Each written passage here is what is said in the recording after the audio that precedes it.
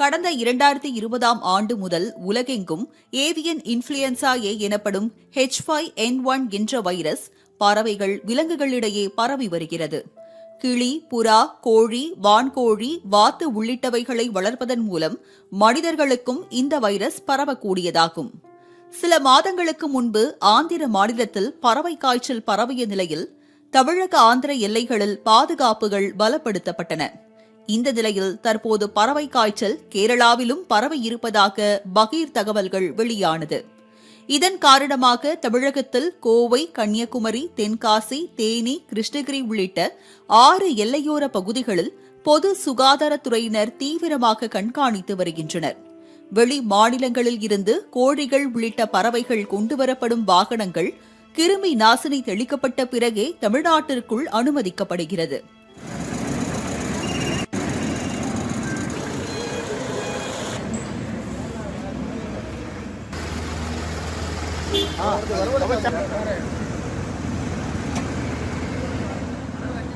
அதே நேரம் தமிழகத்தில் உள்ள பண்ணைகளில் கோழிகள், வான்கோழிகள், வாத்து அதிக அளவில் இறந்துள்ளனவா, நோய் தொற்று ஏற்பட்டுள்ளதா என்றும் கண்காணிக்கப்பட்டு வருகிறது.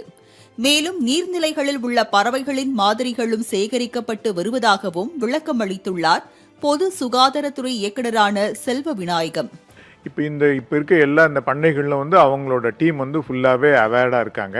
அது இல்லாமல் நம்ம அரசு சார்ந்த அனிமல் ஹஸ்பண்ட்ரி துறை ஒவ்வொருத்தருக்கும் என்னென்ன ப்ரிவென்டிவ் ஸ்டெப்ஸ் எடுக்கணும், எப்படி இன்ஃபெக்ஷனை வராமல் தடுக்கணும் அப்படிங்கிற டீச்சிங்ஸ் பண்ணிகிட்டு இருக்காங்க. இது ஒவ்வொரு பண்ணையும் மானிட்டர் பண்ணுவாங்க. அதில் உள்ள ஒவ்வொரு அனிமலையும் தொடர்ந்து மானிட்டர் பண்ணிகிட்டு இருப்பாங்க. ஒரு சின்ன சிம்டம்ஸ் தெரிஞ்சால் கூட அதை ஃபர்தராக இன்வெஸ்டிகேட் பண்ணி அதுக்குண்டான நடவடிக்கை எடுக்கப்படும்.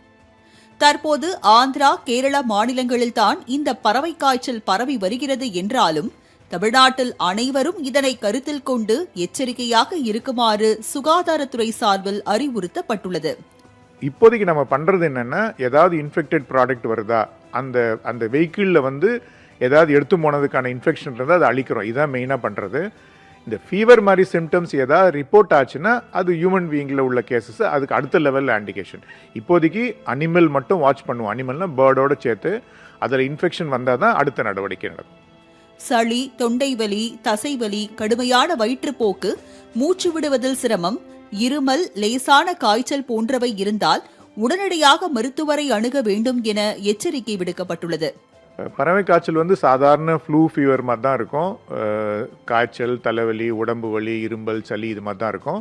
சிலருக்கு மூச்சுத்திறனில் ஏற்படலாம். இந்த மாதிரி மைல்டு சிம்டம்ஸ் ரிப்போர்ட் ஆனாவே அவங்கள அதுக்குண்டான அட்மிஷன் கொடுத்து அதுக்குண்டான மருந்து மாத்திரைகளே கொடுப்போம்.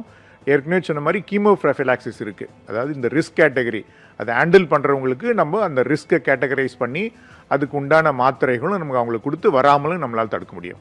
மேலும் மக்கள் கோழி இறைச்சியை கொதிக்கும் நீரில் அலசிவிட்டு உயர் வெப்பநிலையில் சமைப்பதால் அதில் உள்ள வைரஸ் உள்ளிட்ட நுண்ணுயிர்கள் மடிந்துவிடும் என்றும், முட்டைகளை பச்சையாக சாப்பிடுவதை சில நாட்கள் முற்றிலும் தவிர்க்க வேண்டும் என்றும் மருத்துவர்கள் கூறுகின்றனர்.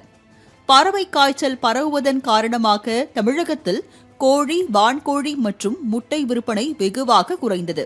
தமிழகத்தில் இருந்து ஆந்திராவுக்கும் கேரளாவுக்கும் கோழிகள் அனுப்ப முடியாததால் வியாபாரிகள் சோகமடைந்துள்ளனர்.